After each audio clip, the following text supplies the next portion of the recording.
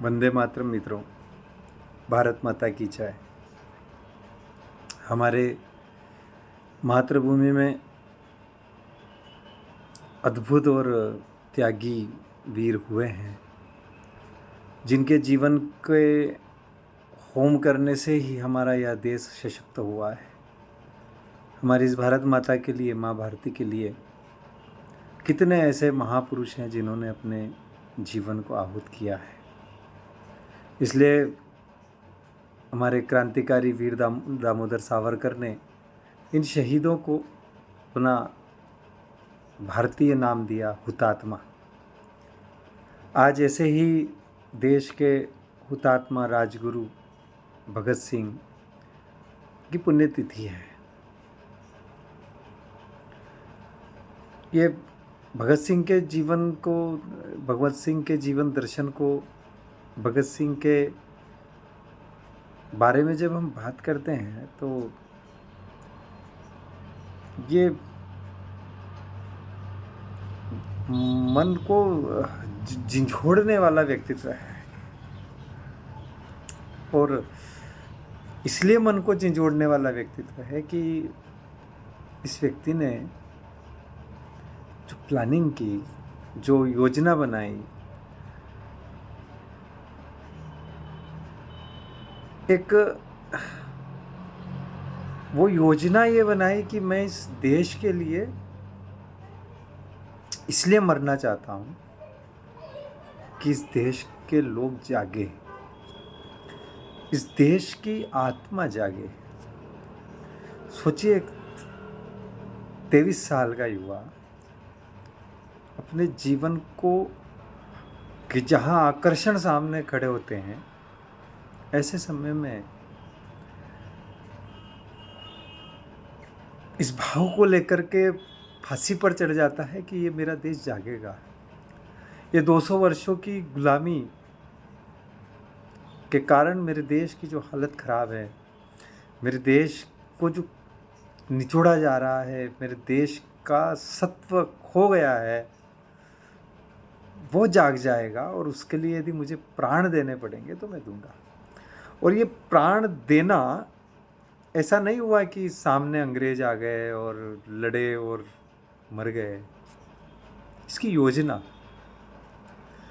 दुनिया के सामने इन अंग्रेजों के काले कारनामे सामने आने चाहिए। इसलिए विचारपूर्वक अपने आप को उस कार्य में आहूत कर देना, इसकी योजना ये युवा बना रहा है। 23 साल का युवा, क्या उसका राष्ट्रीय चिंतन होगा। मैंने उनका जीवन कुछ पढ़ा है, एक पुस्तक मैंने, ये लगभग इस मृत्युंजय भगत सिंह, अद्भुत पुस्तक है। कई सारे भगत सिंह के जीवन के पक्षों पर इसमें प्रकाश डाला गया है। मैंने बहुत पहले इसको पढ़ी थी तो बहुत ज़्यादा चीज़ें मेरे स्मरण में नहीं रही, लेकिन आज मैंने इसका पेज पलटे तो आखिरी पृष्ठ पर मैं इसमें गया। ये अंतिम दिनों की उनके भगत सिंह के जीवन की बात होगी। और उसमें भगत सिंह को कुछ मित्रों ने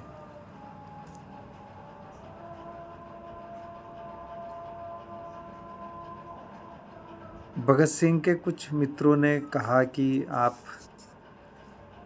जो है फांसी के ठीक एक दिन पहले 22 मार्च 1931 को सेंट्रल जेल में 14 नंबर वार्ड में रहने वाले कुछ बंदी क्रांतिकारियों ने भगत सिंह के पास एक पर्ची भेजी। उसमें लिखा था कि सरदार, यदि आप फांसी से बचना चाहते हैं तो बताएं, इन घड़ियों में भी शायद कुछ हो सके। और इस पर्ची का जवाब भगत सिंह ने एक पत्र लिख करके दिया। संसार के पत्र साहित्य में शायद ही कोई ऐसा पत्र होगा इतना मर्म स्पर्शी और इतना स्पष्ट और इतना प्रखर। और यह विचार मौत के सामने प्रस्तुत कर रहे हैं। 24 तारीख उनकी फांसी की डिक्लेयर हुई थी। अंग्रेजों ने उनकी डर से कि विद्रोह हो जाएगा, एक दिन पहले उनको फांसी दे दी। मैं वो पत्र आपको पढ़ के सुना रहा हूँ। भगत सिंह लिखते हैं, साथियों, जिंदा रहने की ख्वाहिश, ये भगत सिंह हमको पता है लाहौर के थे, तो उधर उर्दू काफ़ी चलती थी, तो उनकी बोली में उर्दू का पुट है। तो जिंदा रहने की ख्वाहिश कुदरती तौर पर मुझ में भी होनी चाहिए। जिंदा रहने की ख्वाहिश कुदरती तौर पर, प्रकृति है, कौन मरना चाहता है, मुझ में भी होनी चाहिए। मैं इसे छिपाया नहीं चाहता कि मैं जीना नहीं चाहता हूँ, लेकिन मेरा जिंदा रहना मशरूत है, एक शर्त है। मैं कैद या पाबंद होकर जिंदा नहीं रहना चाहता। मेरा नाम हिंदुस्तानी इनकलाब पार्टी का निशान बन चुका है और इनकलाब पसंद पार्टी के आदर्शों, बलिदानों ने मुझे बहुत ऊंचा कर दिया है, इतना ऊंचा कि जिंदा रहने की सूरत में मैं इससे ऊंचा हरगिज नहीं हो सकता।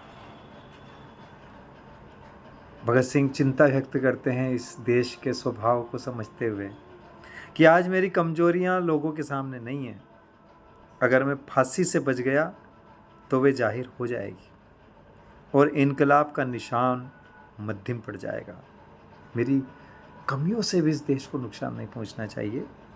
शायद मिट जाए, लेकिन मेरे दिलेराना ढंग से हंसते हंसते फांसी पाने की सूरत में हिंदुस्तानी माताएं, शायद भगत सिंह की यह इच्छा कितनी माताएं पूरी करती होगी, लेकिन भगत सिंह जी लिखते हैं उस पत्र में कि फांसी पाने की सूरत में हिंदुस्तानी माताएं अपने बच्चों के भगत सिंह बनने की आरजू किया करेगी और देश की आज़ादी के लिए बलिदान होने वालों की तादाद इतनी बढ़ जाएगी कि इनकलाब को रोकना साम्राज्यवाद की संपूर्ण शैतानी शक्तियों के बस की बात नहीं रहेगी।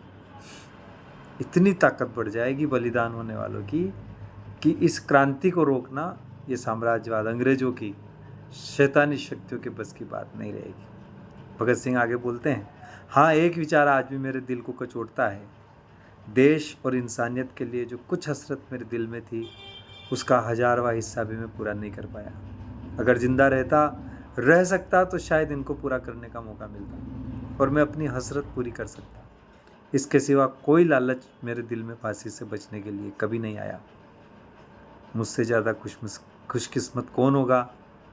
आजकल मुझे अपने आप पर बहुत नाज है। अब तो बड़ी बेताबी से आखिरी इंतहा का इंतज़ार है। आरजू है कि यह और करीब हो जाए।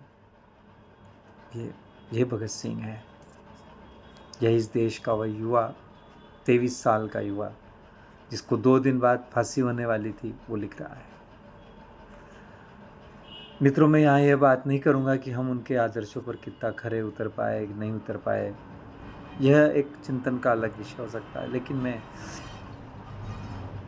बड़े भावुक मन से इतना कहना चाहूँगा कि इस भारत माता का पीड़ाओं का अनुभव हमको होना चाहिए। जो भगत सिंह कह रहा है कि हर माँ अपने बच्चे को देश की आज़ादी के लिए बलिदान होने की तादाद बढ़ जाएगी, तो हमें इस देश के लिए कुछ त्यागने की वृत्ति हमारे अंदर होनी चाहिए। और भगत सिंह के साथ बाद में क्या किया हम लोगों ने, किताबों में उनको कितनी जगह दी, देश में उनको कितनी जगह दी, ये तो अपने को बड़ा गंभीर विषय है। लेकिन इस भारत माता की इस वीर सपूत के लिए मैं इतना ही कहूँगा कि आपके अंदर की वह ज्योति धीरे धीरे इस राष्ट्र में प्रज्वलित हो और प्रत्येक व्यक्ति के मन तक जाए और कितना ही सही इस राष्ट्र के अंधकार को भगाने के लिए आपका यह तेज पुंज प्रकाश हम सबको प्राप्त हो। भारत माता की जय। इनकलाब जिंदाबाद।